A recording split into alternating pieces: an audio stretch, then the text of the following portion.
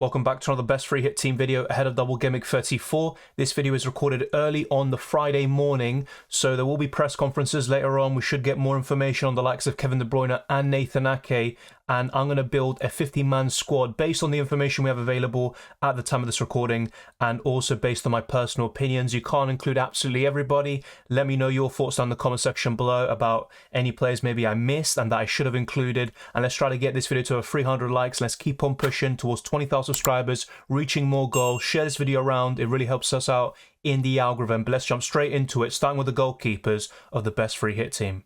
I don't think there's a particular standout in terms of goalkeepers this week. There's probably three that I put in the mix between Alisson, David De Gea and Ederson, but I don't think necessarily one of them is better than the other. I've gone for Alisson because he's got 2 home games and his ceiling is arguably the highest alongside David De Gea of those 3 names. And with Ederson, you really need those clean sheets for him to be worthwhile, and you may want a triple up in Man City attack, which is looking very fruitful at the moment, or maybe go for a defender instead like John Stones, who can get bonus points and attack and return. So it's a really close one, but I've gone for Alisson for those 2 home games. And also, we just got the news from Jurgen Klopp that Diogo Jota picked up a knock against West Ham, and of course he was substituted before 60 minutes. So instead of going for him, the triple up in Liverpool will be with Alisson instead. But you don't need to go for him, and Liverpool are still pretty suspect defensively, and despite both games being at home, you wouldn't necessarily bank on 1 or even 2 clean sheets happening in Double Gameweek 34. The second goalkeeper is Iverson, just for budget reasons. You don't need to have an expensive goalkeeper on your bench, you just need one. Alisson will play both and he is going to be a good option, but is he going to get the points you need? It's going to be a difficult one. I don't really see many clean sheets throughout all of these games, and I think clean sheets have been quite hard to call throughout the whole season. But I've gone for Alisson. If I had to pick someone in second position, it would be David De Gea, and then Ederson would be third, despite having the best fixtures and Man City having the best team.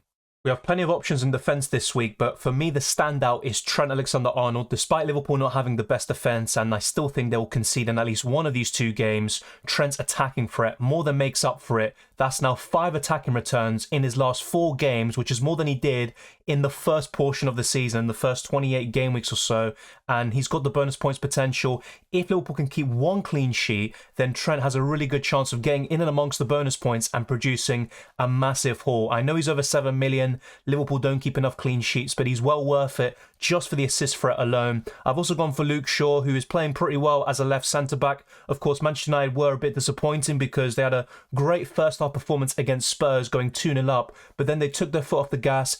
Eriksen lost a bit of stamina, which is kind of a recurring theme this season. They took him off, lost control of the midfield, and Spurs just kept on going. They showed some fighting spirit and clawed it back to 2-2. But I still would recommend one Man United defender. I know they're facing Aston Villa at home, probably the most informed team in the league alongside Man City, and also Brighton away. Man United have a very poor away record versus the top half teams. I think the only team they've managed to beat is Fulham, but everyone else they've lost to or drawn to, and they've been very disappointing in these away matches. But I still think Luke Shaw is a good FPL option. Soufal is here just to make the numbers on the bench, and he's a budget enabler, but he's got a double game week. You could even start him, and if you really want a West Ham defender, then maybe Kurt Zouma is the one to go for in your starting 11. But I think John Stones, with those 2 fixtures, I see Man City keeping 1 clean sheet. But as we've mentioned in the last few weeks, Man City can go 2-3, 4-0 up and then concede a consolation goal pretty much, and the clean sheet is wiped out. John Stones still could be subbed off before 60 minutes, especially when the Champions League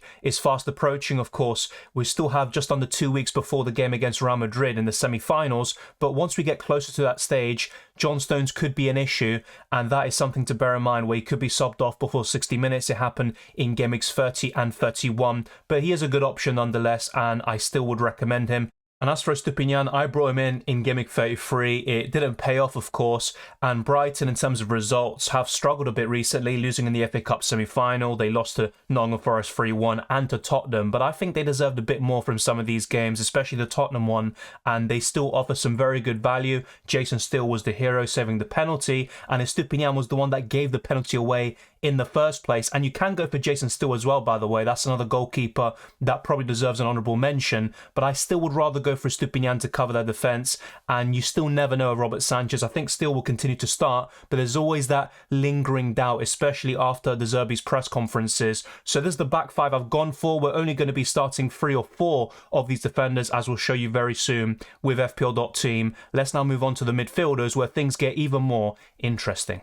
There are 3 or 4 teams you want to cover in the midfield area, from Liverpool, Brighton, Man City and Manchester United, and this is what I've assembled. Mohamed Salah is pretty much a lock-in in this team. I know he blanked against West Ham. A lot of people brought him and Isaac for the likes of Bruno Fernandes and Harry Kane in Game Week 33, and that failed spectacularly. But sometimes there's a bit of luck involved in these decisions, such as the assist given to Harry Kane for the first goal. Probably a bit lucky for Kane owners to get that assist in the end, and for maximum bonus points as well. But these things can happen in FPL. We're all aware of it, the flawed bonus point system, and also the element of luck that can preside. I still think Salah's a great option though. He has shown his class in recent weeks, and I know he hasn't really delivered spectacularly apart from the Leeds game, but he still has that in his locker. And with 2 home games where he has thrived this season, Liverpool have been much better at home than compared to their away travels. I still think Salah could do really well on Double Gameweek 34, and even could be a great captaincy option to rival Erling Haaland. I've also gone for a double up in March and Matoma, but Matoma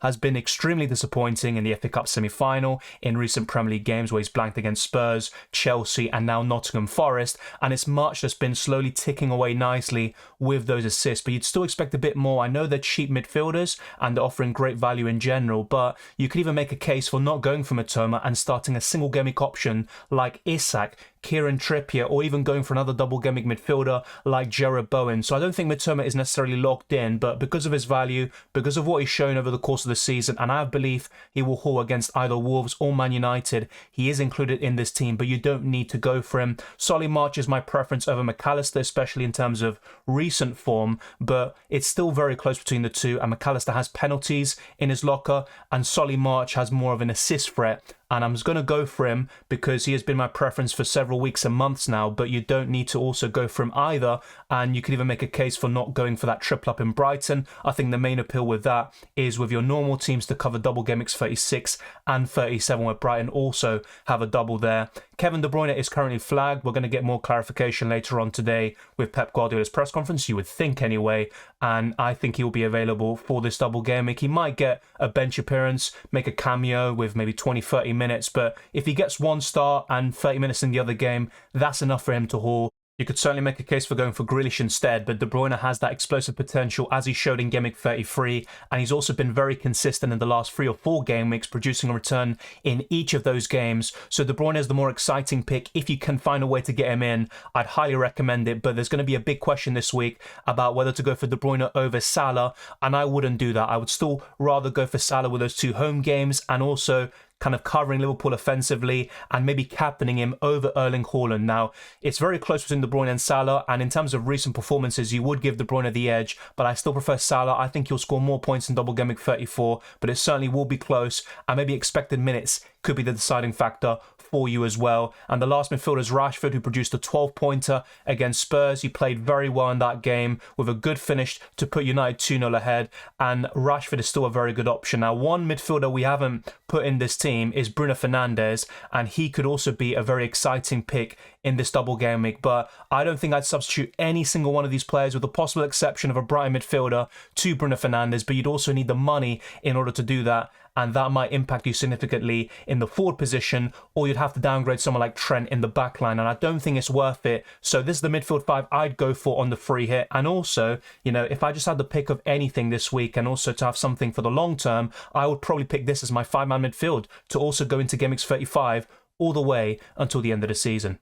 I've gone for Erling Haaland. I don't think we need to talk about him too much. He's pretty much featuring on all of these best free hit and wildcard team videos. He's got a double game week, and despite having that away fixture to Fulham and West Ham at home, I mean, honestly, I still think he'll probably be the highest scoring player once again, but you'd also want to be a bit different maybe from time to time, and there will be opportunities to go against him. Sometimes you need luck to go on your side. If you do decide to go against the Norwegian, he produced 14 points in Game Week 33 with 2 assists and a goal, and he could easily score 2 or 3 goals in this double game week, or even even more, we all know what you can certainly do.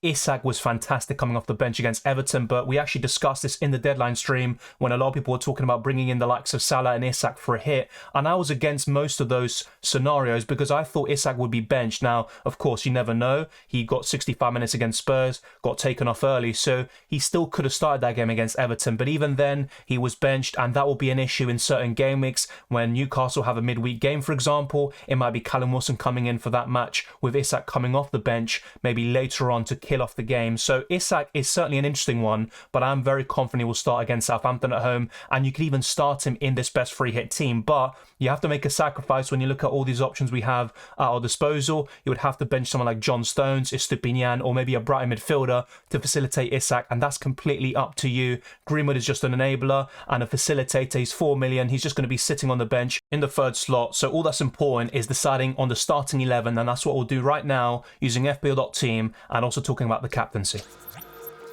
In goal, we'll certainly go for Alisson with that double game week, a defensive four of Estupiñán, Luke Shaw, Alexander-Arnold and John Stones. Also midfield five of Rashford, Matoma, March, Salah and Kevin De Bruyne, and just Erling Haaland up front. And we've got Isak and Soufal on the bench. Soufal with a double game week and Isak with that plum fixture at home to Southampton where he could wreak absolute havoc, and it's always going to be an issue in the free hit. I would recommend having one decent option on the bench just in case, but maybe you won't be able to afford this team because it costs 103 million, and so you can just downgrade Isak to someone cheaper. Maybe you could look at someone like Enciso, for example. If you don't have a triple up in Brighton already, you can go for someone like Brennan Johnson, Solanke, and there's also other cheaper strikers available to you. So that's not going to be too much of an issue, I think, if you're not able to afford this exact 50-man squad. And I think Isak will be the easiest one to downgrade. Unless you really want him in and you want to start him over someone like John Stones, then you can bench or downgrade John Stones instead and find those funds that you need available. So in terms of the captaincy, for me, it's between three players this week. You can even make a case for four with Kevin De Bruyne, but I think Haaland, Salah and Rashford are probably the standouts. I think De Bruyne's expected minutes will be a bit lower, and that's why I'd probably rank him fourth in terms of the captaincy this week. And I still think Haaland will score the most points at the time of this recording, but I'm also slowly warming up to the idea of captaining Salah, who I'm probably looking to bring in as well for my team selection, so be sure to check that video out as well. And Rashford is the other one that will be more of a template pick, I think, compared to Salah, but the captaincy will certainly be interesting and it could be a bit varied this week. I still think most will go for Haaland, but the difference between him and the rest this week will be less than it normally is. So that is my top four in terms of the captaincy. You can certainly make a case for De Bruyne being higher up in that list and maybe Rashford being in second or first position. I think there are certainly different options this week. You could even consider a Brighton midfielder or someone like Bruno Fernandes for the captaincy, but I think those four is where the captaincy will be lying, for me at least, and this is the best 15-man squad on the free hit in Double Gameweek 34. But thank you very much for watching. If you enjoyed this video or found it useful, then be sure to smash the like button and subscribe if you're new. Let's try to get this video to over 300 likes. Let's keep on pushing towards 20,000 subscribers and beyond. You can follow me on Twitter and Instagram, DylanRCM, and check all the links in the description below for the Patreon, channel memberships, Discord server, and the FPL League. And also check out ExpressVPN to get 3 months for free. I wish you all the best of luck for Double Gameweek 34 and the rest of the season, and I'll see you next time.